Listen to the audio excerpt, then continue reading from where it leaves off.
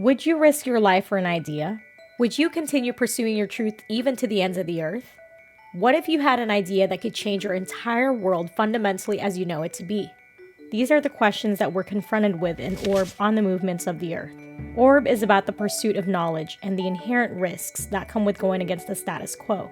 This anime is a masterpiece, the love child of both stunning visuals as produced by Studio Madhouse, credited for the production of anime like Frieren, Redline, and Perfect Blue, and truly moving music by famed composer Kensuke Ushio, who can be heard on Chainsaw Man, Devilman Crybaby, and A Silent Voice. The night sky and early morning are depicted with such serenity and beauty, and Studio Madhouse has truly captured all the wonders of the heavens in all of its glory, while the musical scores from Ushio perfectly accompany each scene, evoking powerful feelings and telling a story of its own. Orb's emotionally inspiring storytelling makes you fall in love with the many characters presented and their drive to pursue their desires, which propel the plot forward in some unexpected ways. This anime is intellectually stimulating, and it encourages its audience to think critically. Although this anime is set in a fictional place, there are still very real aspects to it. It inspires you to question those in power in our current world, examine the status quo, and even your own beliefs. Orb takes place in 15th century fictional Poland, where the church was not just a distributor of charity, but rather a governing body and enforcer of law. There are certain beliefs that the church enforced, such as the idea of geocentrism. Geocentrism is the model in which the Earth is immovable at the center of the universe, as the planets, moon, and sun revolve around the Earth depicted by Ptolemy. The belief is that God has placed the lowly and sinful Earth immovable at the bottom of the universe. Contrary to this belief, Orb brings forward a dangerous question, but one that could potentially change the world. What if the Earth moved? We all know heliocentrism as the model of the cosmos that we follow today. We're taught as children that the sun is at the center of the solar system, that the Earth revolves around the sun once a year, and that it rotates on its axis once a day, depicted by the earliest model by Aristarchus. In the setting of Orb, the idea of a heliocentric solar system was so controversial that the church classified it as heresy. The church would deem civilians witches or heretics by terrorizing and instilling social discipline among its civilians through torture or death. The real world also faced similar circumstances where heliocentrism was suppressed in the 1600s. The church banned Nicholas Copernicus's book, the book that Orb takes its namesake from, On the Revolutions of the Celestial Spheres, published in 1543.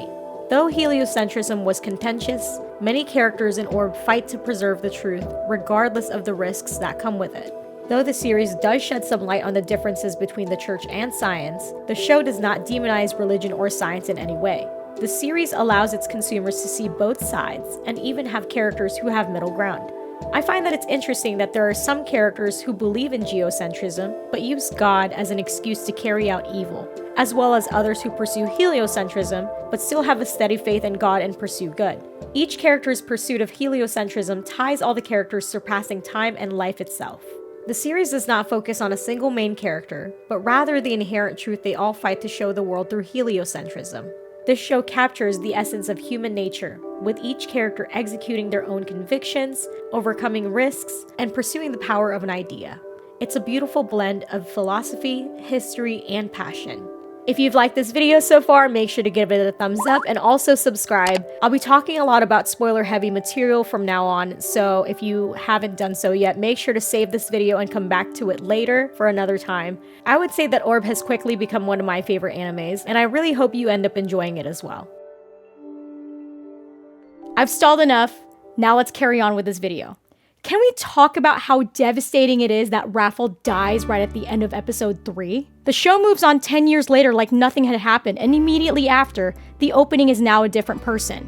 I can't seem to think of an anime that would eliminate its main protagonist so quickly and also proceed to keep the show going. It unfortunately repeats a couple more times, each time as soon as you've grown attached to the character. This highlights an important aspect about the show, that each person is tied together beyond their deaths through a common purpose. On another side note, the opening to this anime is absolutely amazing. Sakan Action did a beautiful job with this piece, and I love to listen to the opening every time it plays. This anime opening, when playing all 4 parts side by side, tell a beautiful story. It shows characters who age, develop, and the story of passing the torch. Draka stays for the sunrise in later parts as to leaving and not watching the sunrise in earlier parts, showing character development. Lastly, the necklace passed from Raphael's hand to Albert's hand was so inspiring as it shows the ideas of heliocentrism having been found their way to someone else to pursue. The absence of anyone besides Albert in the opening of Part 4 highlights how no one else made it into history. This is mainly because this part exists in a different reality where none of them truly mattered. Overall, I believe the opening leaves so much room for interpretation and it deserves some recognition. So let's get back on track with the video. So every character introduced had a purpose and a contribution to the plot to further their own conviction. Our convictions are what drive us every day, moving us towards a goal that we want to pursue. It's a firmly held belief that encourages us to take action. Sometimes our convictions are to go to work every day, but sometimes it can look like changing the world with a discovery. Raphael was an incredible introductory character that showed us what it meant to pursue your convictions wholeheartedly until the end. This young scholar had an opportunity to live a comfortable life and had a previous conviction to live rationally. That which is rational is beautiful, he thought. He eventually fell in love with the beauty of heliocentrism. He chose to make a declaration of his life to further inspiration even though his name was not written in history. At the end of his life, Raphael has a conversation with Noack that exemplifies his conviction. Noack asks him, "Do you think this is the right answer for your future?" And Raphael says, そりゃ不正解でしょ。でも不正解は無意味を意味しません。 It's the wrong answer because it isn't the path that would further his life, but instead, his life would be made into a proclamation of passion. He then says, "I will let inspiration survive, even if it costs me my own life." Noack calls it madness, but Raphael calls it love to sacrifice your life for something even if you don't understand it. Though he did not fully understand every aspect of it, Raphael found beauty in heliocentrism and the vastness of the heavens. Meanwhile, Noack was trying to create a beautiful, almost heaven on earth for his daughter to live in by ridding the world of those that he and the church have marked as corrupt sinners who have strayed away from God's teachings. He is an interesting character that was brought to life by Kenjiro Tsuda to cleanse the world in order for his daughter to live purely, as that was his conviction. In the following part, we meet a character named Oxy, whose name means eyes in Polish, which is exemplary of his conviction of viewing the beauty of heaven on earth. His partner Grass's death propelled Oxy to make a decision. Though it seemed odd that he was held up by a single necklace, he was alive enough to ask Oxy a daunting question when confronted. Would he tell the church of his findings? Or would he place his hope in this world and place his eyes on the stars once more? Grass, as he is hovering over his death, says that life will continue even though he will pass. With a strong enough conviction, even death can be overcome through the works that we pass down.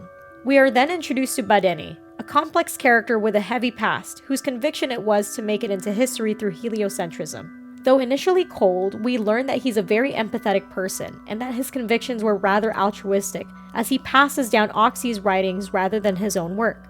In the same part, we also meet Yolenta, who is with a similar conviction to spread heliocentrism, but as a female scholar in the 15th century attempting to make a name for herself. Her conviction has driven her to educate herself with the resources that she's given and to further the cause. Yolenta had such dedication to her own conviction that she made a sacrifice out of her own life later on in the series. In part 3, we are introduced to a few characters that differ from previous parts in terms of their convictions. The power and influence of the church has weakened, and there is new technology that's propelling the world forward. These things play an important role in the convictions that the characters are presented with. The Heretic Liberation Front's conviction was to overthrow the church's orthodoxy while liberating heretics as well. Draka is introduced in this same part, whose initial conviction was to acquire money through heliocentrism. Later, she changes her conviction to spreading heliocentrism through the use of advanced technology in order to fulfill Yolenta's purpose. An example of this conviction change was when the Heretic Liberation Front needed lead in order to continue printing, and Draka had to sacrifice her last material memory of her father in order to continue the printing process. Contrary to this, there are characters like Frey, who will do whatever it takes to fulfill their conviction by enacting their revenge against heretics. This scene was interesting because the conversation that the uncle had with his father previously in episode 16 mirrored the same conversation that Frey later had with Schmidt. His hatred for heretics elevated his convictions to drive him to violence. In the last part of Orb, we're introduced to Albert Brzezowski, a real and influential person in reality, as the teacher of Copernicus in the 1400s. It was at this time that the Copernican revolution popularized heliocentrism. He says he wants to pursue the beauty of this world, and that his conviction was to pursue a higher education, where we do learn that he is successful in this. At the end of the series, he says he feels thomazine, astonishment according to Aristotle. This is what drove his conviction, and he found success in it. While convictions can drive us forward, it's never without a price. That price is risk. The risks you take and the gambles you make, all to serve the end goal of moving forward even ever so slightly for the sake of what you believe in. Driving to work, you are at risk of being in an accident, but your conviction to go to your job drives you to make that risk every day to obtain your end goal of making money. While risk comes in different forms, they're all driven by a conviction to make and take them. There are risks that characters throughout Orb take in order to reach their end goal, driven by their individual convictions pushing them forward throughout their story. We see the risks such as torture and death to those who pursue heliocentrism across the entirety of Orb. What must one offer up to obtain the truth of our world?